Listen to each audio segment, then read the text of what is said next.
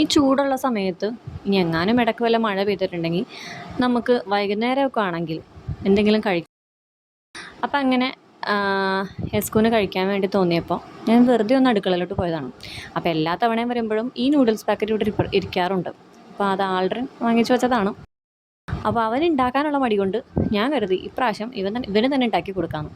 അതുകൊണ്ട് ഞങ്ങൾ ഒരു മുട്ടയൊക്കെ ഇട്ട് നൂഡിൽസ് അങ്ങോട്ട് ഉണ്ടാക്കി തട്ടിവിട്ടു. കുറച്ച് വെള്ളം കൂടിപ്പോയെന്നുള്ള പ്രശ്നം മാത്രമേ ഉണ്ടായിരുന്നുള്ളൂ. അങ്ങനെ നൂഡിൽസൊക്കെ കഴിച്ച് കഴിയാറായപ്പോഴത്തേക്കും മമ്മി എണീറ്റ് വന്നു. ഉച്ചക്കത്തെ ഒരു ഉറക്കമൊക്കെ കഴിഞ്ഞ് മമ്മി വന്നു. അപ്പം മമ്മി ചോദിച്ചു കൊഴുക്കട്ട ഉണ്ടാക്കണോ അല്ലെങ്കിൽ കറുത്തപ്പം ഉണ്ടാക്കണോ ചോദിച്ചു. ഞാൻ പറഞ്ഞു കൊഴുക്കട്ട വേണ്ട, അതിന് ഒത്തിരി പണിയുണ്ട്, നമുക്ക് ഈ അപ്പം ഉണ്ടാക്കാമെന്ന് പറഞ്ഞു. അപ്പം ഞാൻ ചോദിച്ചു മിക്സി ഇല്ലയെന്ന് മമ്മി തന്നെയല്ലേ പറഞ്ഞേ, പിന്നെ എങ്ങനെ ഉണ്ടാക്കും? അപ്പോൾ മമ്മി പറയാണ് പണ്ടത്തുള്ള ആൾക്കാരൊക്കെ മിക്സി ഒന്നും ഉപയോഗിച്ചിട്ടല്ലല്ലോ ഉണ്ടാക്കിയേക്കുന്നത്, നമുക്ക് നമ്മുടെ രീതിക്ക് അങ്ങ് ഉണ്ടാക്കാം. സ്പൂണൊക്കെ എടുത്തൊന്ന് കറക്കിയപ്പോഴത്തേക്കും അപ്പത്തിനുള്ള മാവ് റെഡിയായി. അത്യാവശ്യം നല്ല മധുരമൊക്കെ ഉണ്ടായിരുന്നു. അപ്പോൾ ആദ്യത്തെ അപ്പത്തിന് കുറച്ച് മധുരം കുറഞ്ഞു പോയപ്പോൾ രണ്ടാമത് നമ്മൾ കുറച്ചും കൂടി ശർക്കരയൊക്കെ ഇട്ടിട്ട് സെറ്റാക്കി.